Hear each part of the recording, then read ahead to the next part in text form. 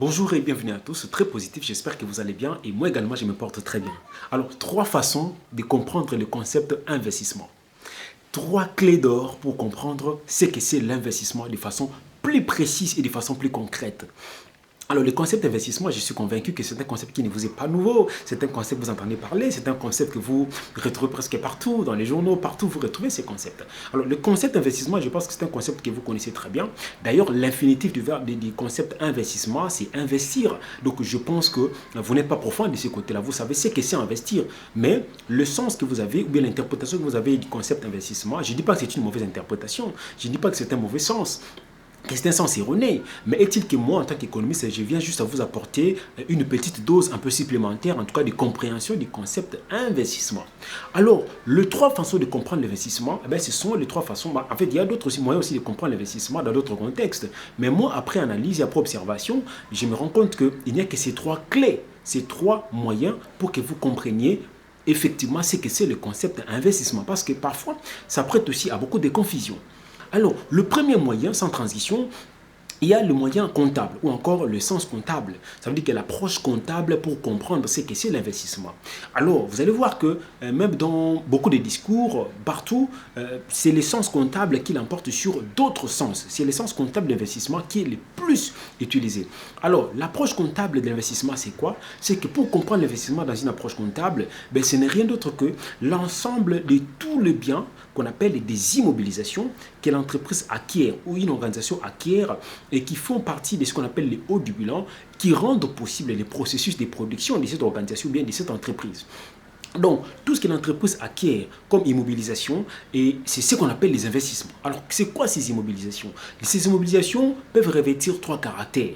Le premier caractère, ce sont les immobilisations qui peuvent être corporelles. Corporelles, ça veut dire physique, comme vous l'entendez. Donc, qui ont un corps. Il y a notamment le terrain, il y a les bâtiments, il y a les moyens de transport, les moyens de déplacement.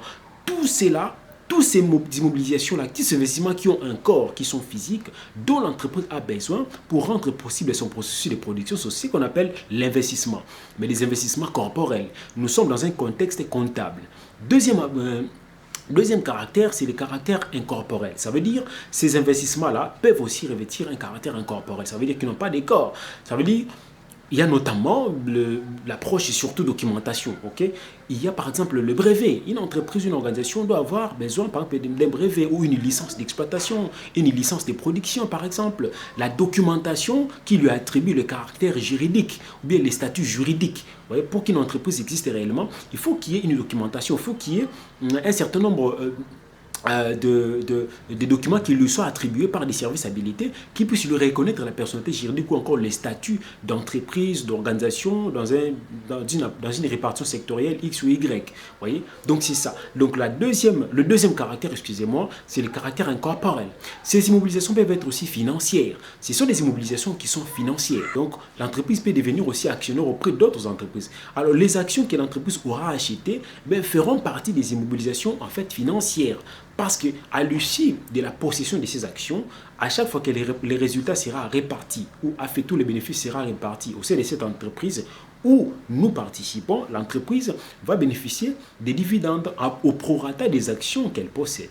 Donc, vous avez vu que du point de vue comptable, vous avez les immobilisations, c'est-à-dire les immobilisations, donc tout ce qui ont tous ces matériels, tous ces équipements qui peuvent servir l'entreprise pour produire, mais qui peuvent durer longtemps au sein de l'entreprise. Ils peuvent être corporels, ça veut dire qu'ils ont un corps physique, peuvent être incorporels, j'ai cité, et peuvent aussi être financières, ça veut dire les immobilisations, les actions plutôt, et les obligations. Deuxième approche, c'est une approche purement économique. Alors, l'approche économique pour comprendre l'investissement, c'est quoi? C'est que l'investissement n'est rien d'autre que l'ensemble de tous les moyens que l'entreprise met à disposition, ou bien l'organisation met à disposition pour parvenir à produire. Et ces moyens peuvent revêtir aussi plusieurs caractères, de même que nous étions dans l'approche comptable. Et ces caractères-là, il y a notamment les moyens matériels. Ça veut dire tout ce qui est équipement, tout ce qui est outils de production, tout ce qui est matériel, c'est ce qui constitue en fait les premiers caractères. Deuxième, le caractère humain. Le caractère humain, ça veut dire qu'on fait allusion à la main-d'œuvre. Parce que pour qu'une organisation produise, pour qu'une entreprise produise, cette entreprise ou cette organisation a besoin de la main-d'œuvre, a besoin du personnel. Et lorsqu'on investit dans ces personnels, lorsqu'on acquiert ces personnels, on y investit en termes de formation, en termes de renforcement des capacités, en termes d'encadrement, tout ça, ça fait partie des investissements. Il y a aussi du point de vue financier. Ça veut dire que l'entreprise a besoin de moyens financiers, a besoin de liquidités pour produire. Vous voyez que ça fait partie aussi des investissements. Mais il n'y a pas que ça, il y a aussi un sens un peu plus élargi que ça. Il y a notamment tout ce qui est publicité, tout ce qui est formation du personnel, voilà, tout ça, ça fait partie des investissements, mais dans une approche purement économique. Et comme j'avais dit au début, le verbe qui correspond à l'investissement, c'est le verbe investir. Ça veut dire vous acquérez des moyens qui peuvent être susceptibles à vous permettre de produire. Alors, la troisième approche, ce n'est vraiment pas une troisième approche, ce n'est rien qu'une extension de l'approche comptable, mais je vais la contextualiser dans le secteur public. On parle de l'État, ça veut dire au niveau de l'État aussi, il y a ce qu'on appelle les investissements.